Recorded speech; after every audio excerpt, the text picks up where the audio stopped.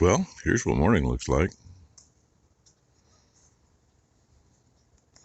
But wait for it. Wait for it. Oh, it's just not quite coming in like it is. Yeah, they say there's a chance of rain today. We'll see. By the looks of things, there's pretty much no dew yet. So it just kind of means that they might be right. And it washes out. Let's see what she looks like. That's more what it looks like. That's to the east. Guess what? It's not running. Guess what? Yeah.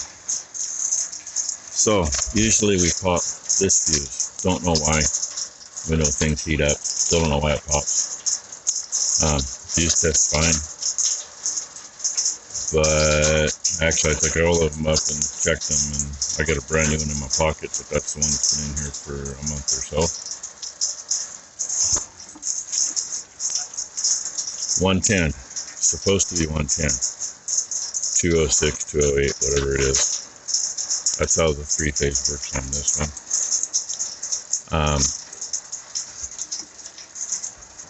I got 110. I got 206. I got 12.46 volts AC. And the neat thing is on the meter, if we can see it. Yeah, you can kind of see it.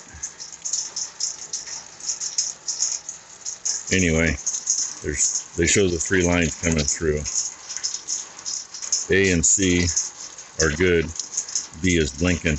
That means it's not good. So I just got off the phone with the gentleman that came out and checked the voltage last year when we had issues.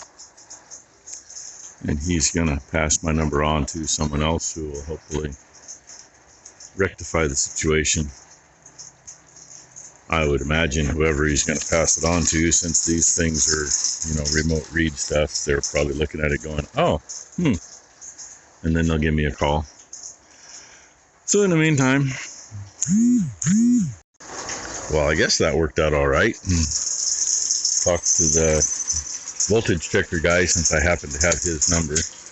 And unfortunately, if you call I know I've gotten a hold of people before, but if you call the outage line, usually you get nowhere. You get a recording. Well, that's the line that called me back.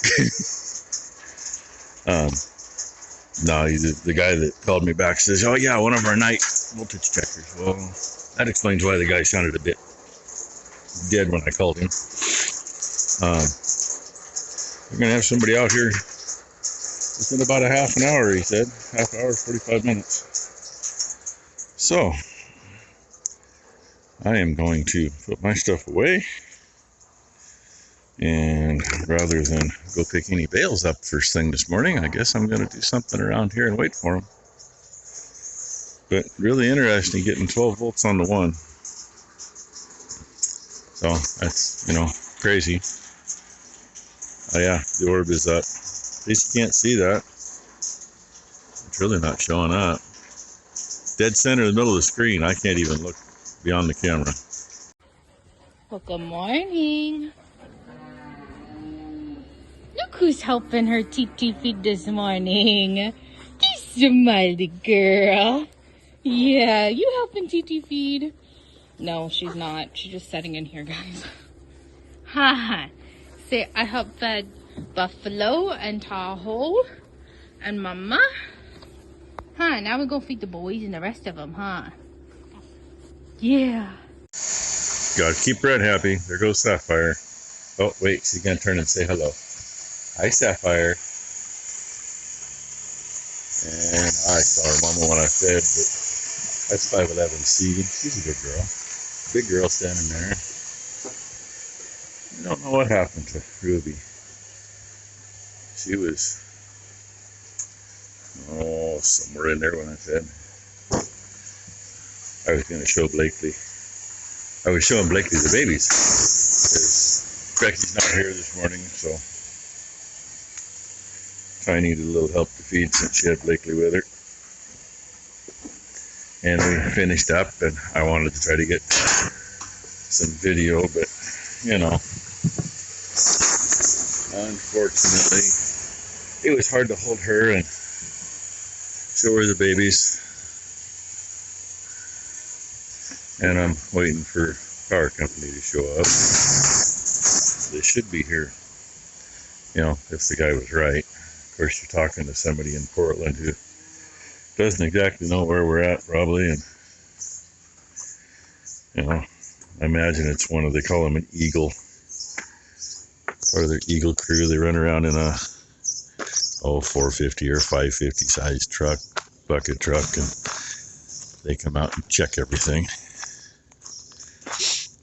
And then if, you know, if they can't fix it on the spot, if it's a fuse or something, they can do it.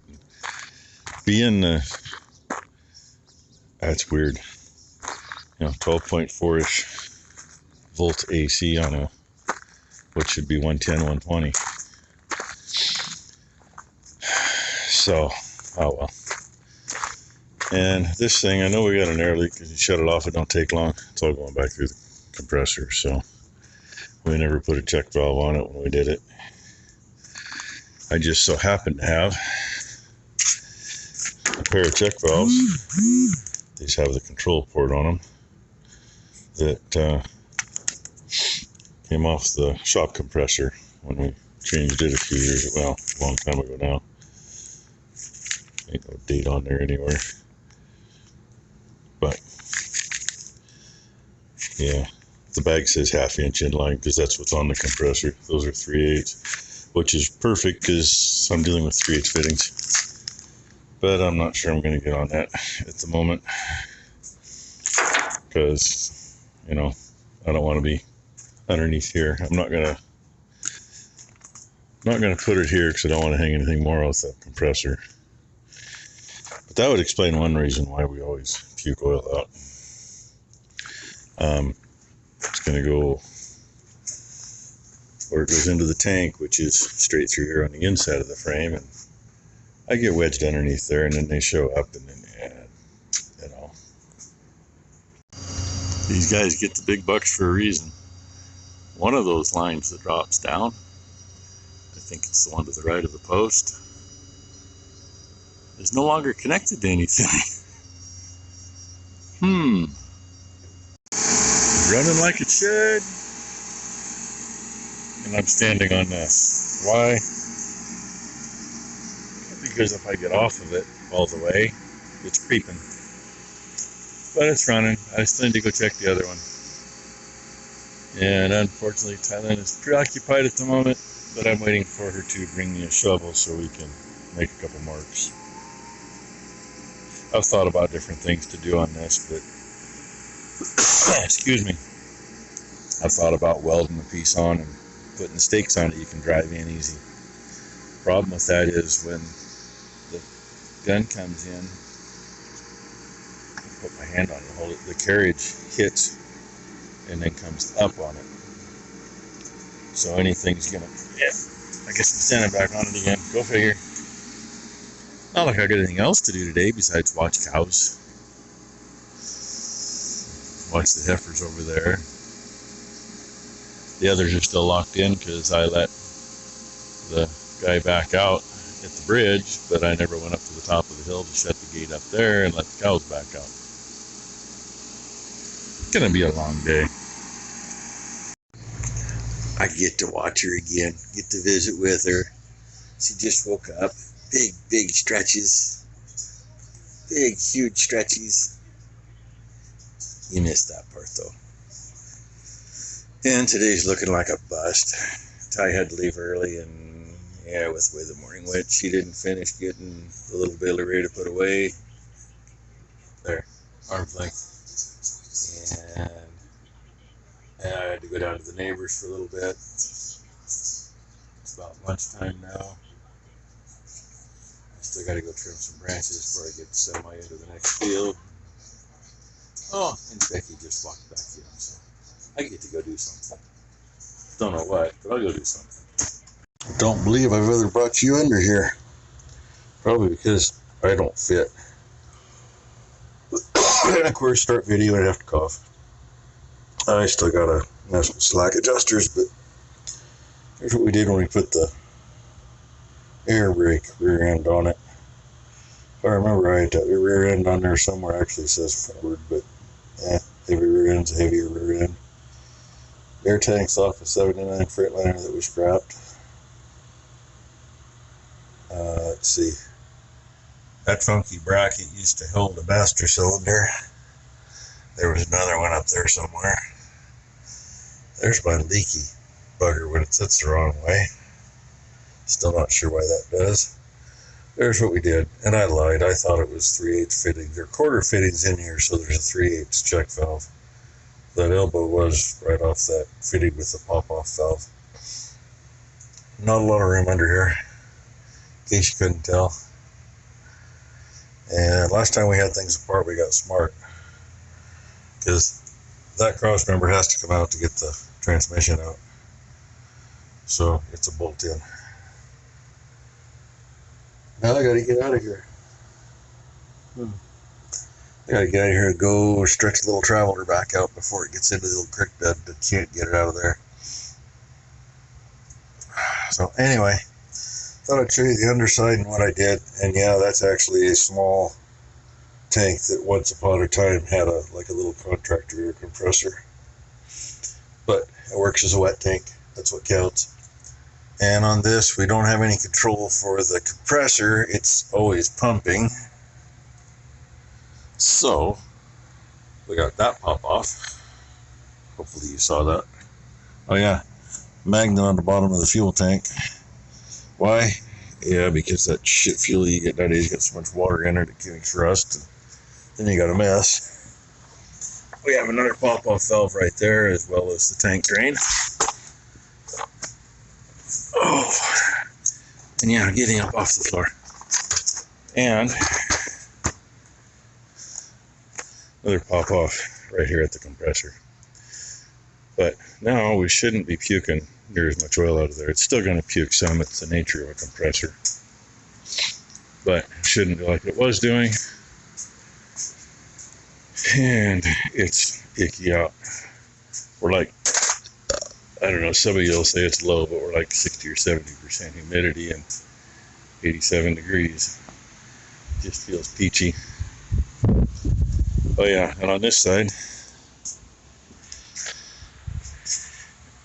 we go into there, so we either have air out if you need it, or we cheat and throw a valve in, and we can charge the air. Just like that.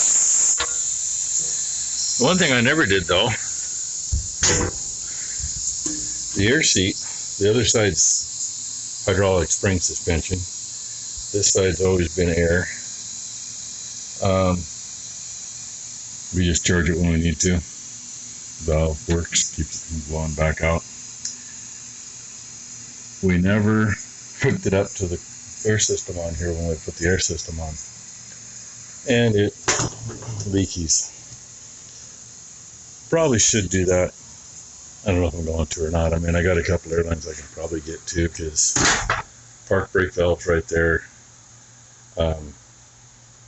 Air gauge is right next to it. I can probably tee into those and just run a line down. Easiest place to get it anyway. Because I'm not sure about, yeah, wouldn't be real easy to get into there to sneak it off a brake line. And we did the air. Treadle on the other side is mounted on the firewall. Upside down mount, it works. And this one, obviously, pedal wasn't going to work very well, so that's what we did. And it works. It's actually just about perfect because it's not out in your way, and it's right there at your, right at the tip of your toe. Used to be a pedal off of here, and then master cylinder set underneath. And that hole had a diverter valve. You had to actually shift the valve to be from one side to the other to use the brakes. But with the air brakes, we just put a regular shuttle valve in. Does it all on its own. Doesn't matter what side you're on. If you hit the brakes, you got brakes. So that's the story on that. And I know the air is up now because I turned it on. And if I walk around this way and I come over here,